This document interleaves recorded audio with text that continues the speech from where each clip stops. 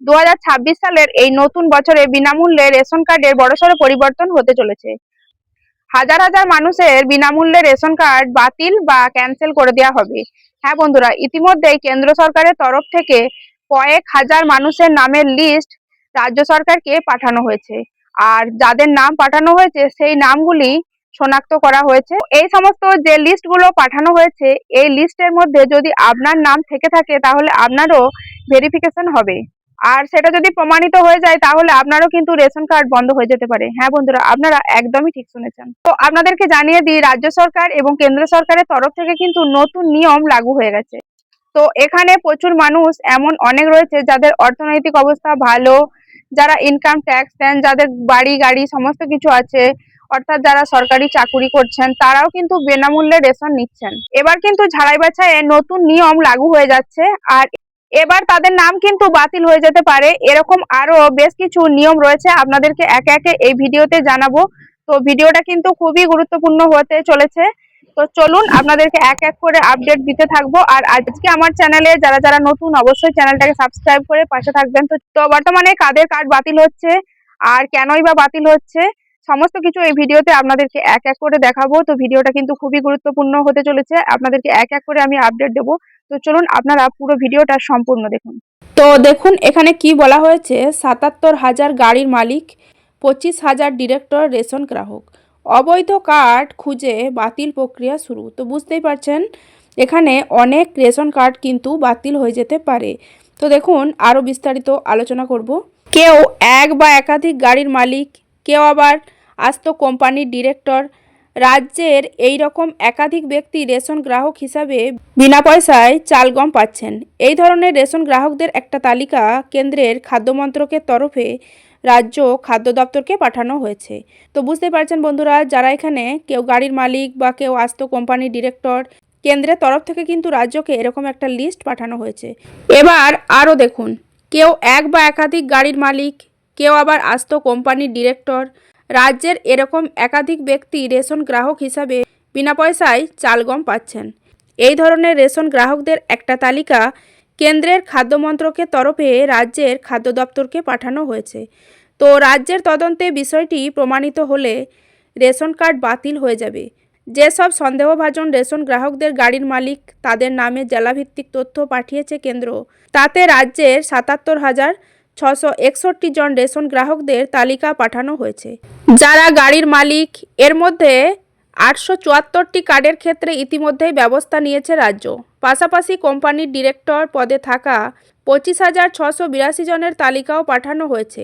এর মধ্যে ১২১টি কার্ডের ক্ষেত্রে ইতিমধ্যেই ব্যবস্থা নেওয়া হয়েছে।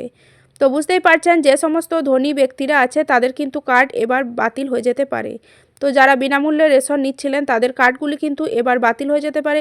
এরকমই একটা আপডেট কিন্তু কেন্দ্র সরকার পাঠিয়েছে রাজ্য সরকারকে। তারপরে দেখুন কেন এই অবৈধ কার্ড খুঁজে বের করতে হচ্ছে রাজ্যকে।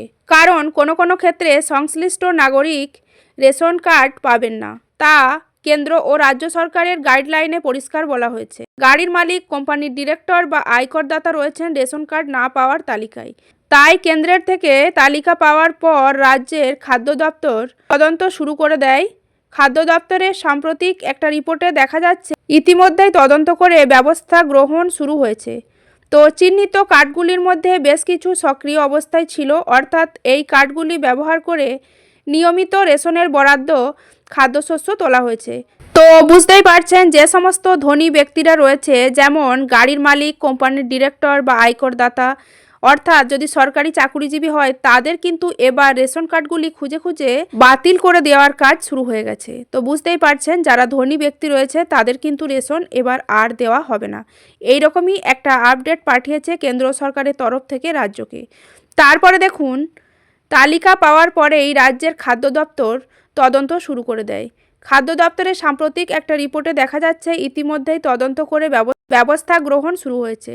তো চিহ্নিত কার্ডগুলির মধ্যে বেশ কিছু সক্রিয় আছে কার্ড, আর অর্থাৎ এই কার্ডগুলো ব্যবহার করে নিয়মিত রেশনের বরাদ্দ খাদ্যশস্য তোলা হয়েছে।